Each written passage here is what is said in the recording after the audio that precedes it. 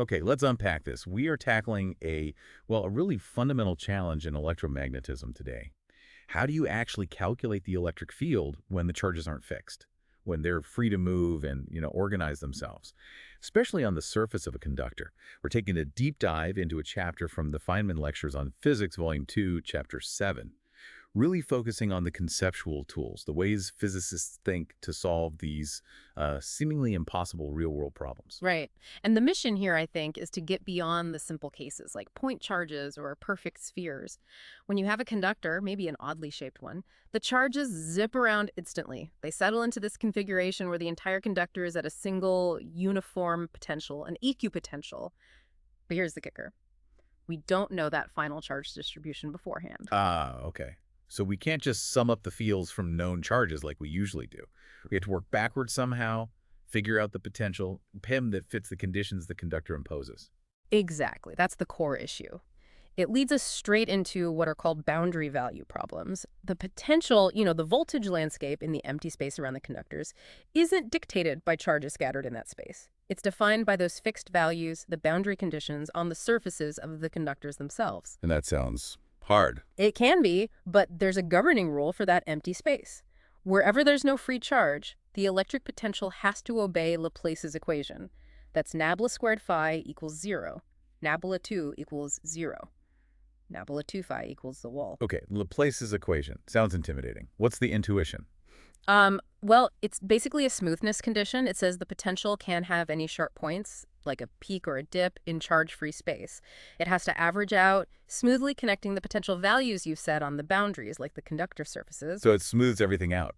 But if the conductor shape is complex, like some weird bent wire or something, solving that equation directly must be tough. Oh, absolutely. Finding an exact mathematical formula, an analytical solution, often impossible for real shapes. That forces physicists towards computer simulations, numerical methods, or luckily sometimes there are clever mathematical shortcuts. Shortcuts are good. What kind of shortcuts are we talking about? Well, this is where Feynman points out something really useful. Many physical situations, maybe more than you'd think, behave as if they're two-dimensional. Think of a really long transmission line or two long parallel plates. If nothing changes much along the length, the field only really varies in the cross-section across two dimensions, say x and y. Okay, so ignoring one dimension simplifies things. How does that help with the Laplace's equation? It simplifies it a lot, and that simplification unlocks a really elegant mathematical tool: complex variables. Complex variables, like using $, the square root of -1. How does mixing imaginary numbers help solve a real physics problem? It seems almost like magic, but it works beautifully. You define a complex variable, c ball ball plus iyy, then you take any standard well-behaved function of that complex variable, let's call it phi by y, like c by y, phi by r phi y. If you split that function 5, 0 into its real part, let's call it uxy, and its imaginary part, yi, so 4, 0 equals u plus iby. Here's the amazing part. Okay. Both u-uploa and by-Euler, just by the rules of complex functions, automatically satisfy the 2D Laplace equation. 1 by all u, so y2 y, so number 2v equals all, always. So one piece of complex math hands you two perfectly valid physical potential fields for free. Wow, okay. The math guarantees they solve the physics equation. So if we pick one, say doodle, to be our potential fire, what does Via represent? It gives you the whole picture. If uxy is our potential, then the curves where $ stays constant are the equipotential lines of equal voltage, and the other function, myphi automatically describes the lines where it is constant. And those lines turn out to be the electric field lines themselves, the direction of the force. So you get both the equipotentials and the field lines from the same starting function, Right. Fz. That's incredible. Is there a geometric relationship between these two sets of curves? The near constant curves and the ball constant curves? Yes, and it's crucial. They are always mathematically guaranteed to be orthogonal. They cross at perfect right angles everywhere. Which makes perfect physical sense.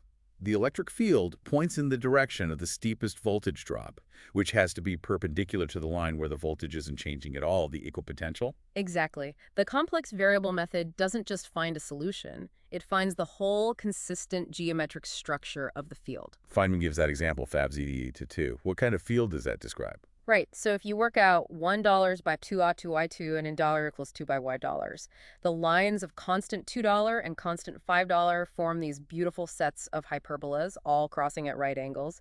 It actually models the field in a sharp 90-degree corner between two conducting plates. And looking at that picture, what does it tell us about conductors? It shows something fundamental. If you look near that corner, the field lines, the lines of constant dollars, get packed incredibly close together right at the corner. Closer lines mean stronger field, right? Precisely. The electric field strength becomes very, very high at any sharp point or edge on a conductor. This is a real phenomenon.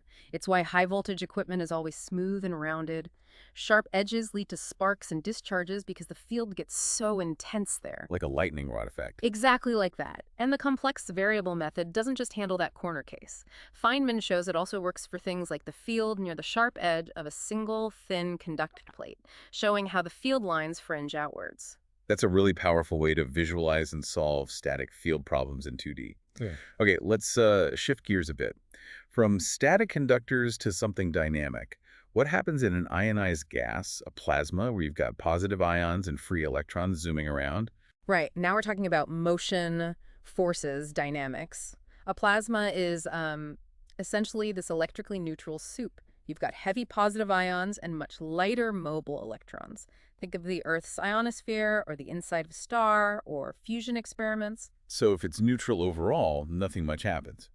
But what if you disturb it? Like imagine you can somehow just nudge the whole cloud of electrons over slightly. That's the key insight. The positive ions are heavy, sluggish. They basically stay put, forming a fixed background of positive charge.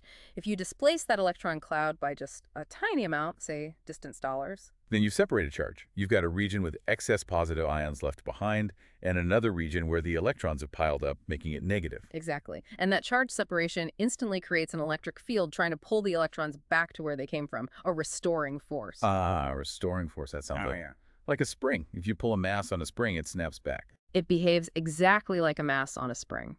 The restoring force turns out to be directly proportional to the displacement, C's dollars. And whenever you have a force proportional to displacement, you get simple harmonic motion. The electrons oscillate back and forth. They wiggle. At what frequency? They oscillate at a very specific natural frequency that's characteristic of the plasma itself. We call it the plasma frequency, usually written omegaless. The plasma frequency. So every plasma has its own natural jiggle frequency. What determines it? It depends mostly on two things: the density of the electrons, how many electrons you have per cubic meter, and the mass of the electron. Higher density means a stronger restoring force for a given displacement, so a higher frequency. Heavier particles would oscillate slower, but it's the light electrons that do most of the moving. Okay, so density is key. Mm. Why is this plasma frequency so important? What does it do?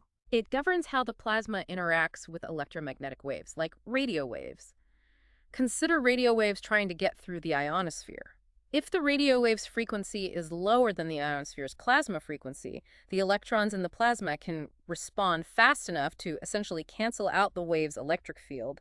The wave gets reflected back. Like a mirror. So that's why AM radio waves bounce off the ionosphere at night, allowing long-distance reception. That's a big part of it. If you want to communicate with satellites, though, you need signals that can get through the ionosphere. So you have to use frequencies higher than the plasma frequency microwaves, typically. They wiggle too fast for the plasma electrons to keep up and screen them out. And interestingly, similar plasma oscillations happen within the electron gas inside metals, too. Fascinating. Okay, from gases to liquids, let's add another layer of complexity. What about electric fields in solutions, like salt water, maybe with larger charged particles floating around, like proteins or colloids? Ah, yes. Now we have to bring in temperature and statistical mechanics. It gets more subtle. Imagine you have a large charged particle, say a protein molecule, suspended in water that also contains lots of small, mobile, positive and negative ions, an electrolyte. So the ions will be attracted or repelled by the protein's charge. Yes, but it's not that simple. They're also constantly being knocked around by thermal energy, the random motion due to heat. They don't just stick rigidly to the protein. There's a competition between the electric force pulling them in and the thermal energy trying to spread them out randomly. So how do they arrange themselves? They follow a statistical rule called the Boltzmann distribution. It tells you the probability of finding an ion at a certain place. Essentially, the density of positive ions or negative ions near the protein depends exponentially on the potential energy at that location. Lower energy spots, attractive potential, are more populated, but thermal energy keeps them from piling up infinitely. Okay, so the ions form a sort of charged cloud around the central particle. Does this cloud affect the particle's field further out? Absolutely. It creates a screening effect. The cloud of counterions, ions with opposite charge to the central particle, effectively neutralizes the particle's charge, but not right at the surface. It forms a shielding layer. If you now combine Poisson's equation, the one relating potential to charge density, with this Boltzmann distribution for the ion density, What happens to the potential Fourier? it no longer follows the simple dollar dependence you'd expect from a point charge in vacuum.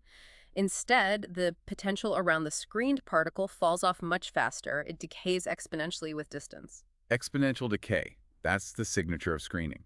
Yeah. Is there a characteristic distance for this decay? Yes, there is. It's called the Debye length, often written as all lambdad. It represents the distance over which the electric potential drops by a factor of about $n, roughly 37%. It effectively measures the thickness of that ionic shielding cloud around the charged particle. And what determines this Debye length? Can we control how thick the shield is? Yes, the Debye length depends on the concentration of the ions in the solution and the temperature. It gets shorter, meaning the shielding becomes more effective and happens over a smaller distance if you increase the ion concentration or if you decrease the temperature. Increase ion concentration, like adding salt. Exactly.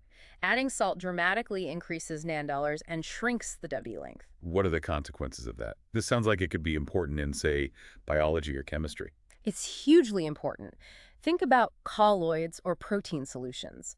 These particles often carry a net charge, and their mutual repulsion, which extends out over the Debye length, is what keeps them stable and suspended in the solution. Now, if you add salt, you shrink the Debye length. The repulsive shield around each particle gets thinner. If it gets thin enough, particles can get close enough for other short-range attractive forces, like van der Waals forces, to take over. Then they stick together. And they fall out of solution. Coagulation. Precisely. Adding salt can cause proteins or colloids to clump up and precipitate out simply by squashing that electrostatic Debye shield. It's a direct consequence of combining electrostatics with thermal statistics. That's a fantastic connection, from a differential equation all the way to why milk curdles if you add too much acid, or why salt helps clarify E-stocks. Okay, one last scenario. Let's go back to a more engineering-type problem. Electrostatic shielding with a grid. Not a solid box, but just, say, parallel wires or a mesh. How well does that work? This is a very practical question. Feynman tackles it by, again, looking at the geometry in Laplace's equation. Imagine a grid of parallel wires held at some potential. Because the grid structure is periodic, it repeats itself with the spacing of the wires. Let's call that spacing $. The electric potential it creates must also be periodic in that direction. Okay, a repeating pattern. How does that help solve for the field? We can use a powerful mathematical technique called Fourier analysis. Any periodic function can be represented as a series of simple sine and cosine waves with different wavelengths or frequencies related to the fundamental period of sigma space. So we express the potential near the grid as a Fourier series. Right. Breaking down the complex potential into simpler sine wave components. Then what? Then we see how Laplace's equation treats each of those sine wave components as you move away from the plane of the grid, say in the zeta direction, perpendicular to the wires, and the result is quite striking. What happens to those wavy variations in the potential? They die off incredibly quickly. Each Fourier component, each sine wave variation in the potential, decays exponentially as you increase the distance as zealers from the grid. Exponentially again. So the field smooths out very fast as you move away from the wires. Extremely fast. The amplitude of the first harmonic, the main ripple corresponding to the wire spacing high, decreases by a factor of E2. So if your distance 0 away from the grid is just equal to the wire spacing high, the ripple has already shrunk to E22, which is tiny, less than 0.2%. The higher harmonics, the finer wiggles, decay even faster. So even a fairly coarse grid provides almost perfect shielding just a short distance away. That's exactly right. It elegantly explains why a wire mesh cage, a Faraday cage, is so effective at blocking external electric fields. You don't need solid metal. The periodic structure and the exponential decay dictated by Laplace's equation do the job remarkably well, as long as you're not literally right up against the wires. Amazing. So looking back, what does this all mean? We've gone on quite a conceptual journey here. We really have. We started with that core difficulty, finding fields when conductors force boundary conditions, leading us to Laplace's equation. Then we saw the sheer elegance of using complex variables to map out 2D fields, revealing that orthogonal relationship between equipotentials and field lines. Right. And then we shifted to dynamics. finding that plasmas have this natural oscillation frequency, the plasma frequency, determined by electron density. which explains things like radio reflection off the ionosphere. Then we mixed in heat and statistics to understand Debye shielding in electrolytes. Showing how ions screen charges exponentially with the Debye length setting the scale, which is crucial for things like colloid stability. And finally, we used Fourier series for periodic structures, explaining quantitatively why even a simple grid makes such an effective electrostatic shield due to that rapid exponential decay away from the grid plane. It really highlights how physicists need this diverse mathematical toolkit, differential equations, complex analysis, statistics, Fourier series, each tailored to tackle the specific physics of the situation, whether it's static boundaries, dynamic oscillations, or thermal effects. It's about choosing the right tool for the job. Which brings us to a final thought for you, our listener, to maybe ponder. We saw how the complex variable method, using 5, using U plus IVO, gave us two orthogonal solutions, $2 others, that both satisfied the 2D Laplace equation. Now remember that Laplace's equation doesn't just describe electrostatics, it also governs other physics like steady-state heat flow in a material with no heat sources, or the flow of an ideal incompressible fluid with no vortices. So the final provocative thought is this. Given that the same equation applies, what other seemingly unrelated physical problems, maybe finding temperature distributions or visualizing fluid streamlines, could you solve using the exact same complex functions like C and 2 or log Z? Could the map that describes electric fields near a corner also describe fluid flow around a similar corner?